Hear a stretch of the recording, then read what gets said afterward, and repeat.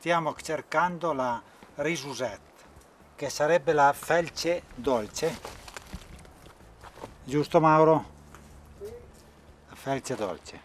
Però io la chiamo argaisi, Magari io la chiamo la risusette. La risusette si differenzia dalla felce normale perché è un po' più piccola.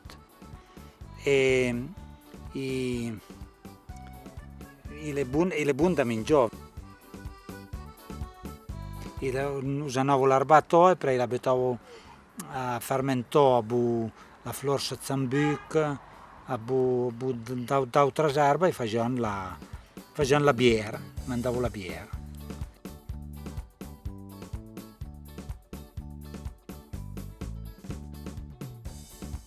Quando andavi a sposo, andavi in campagna, o trovavi in freezer di cheno, l'arbatovi e la pulidevi ma un po' e poi la rompi per ieri.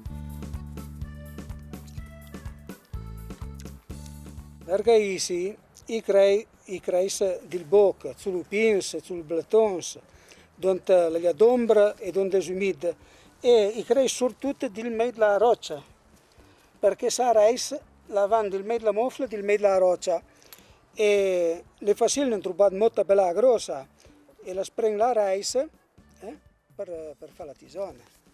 E li fai digerire leggermente lassative e fai da bene a fegato perché fai curare la bile.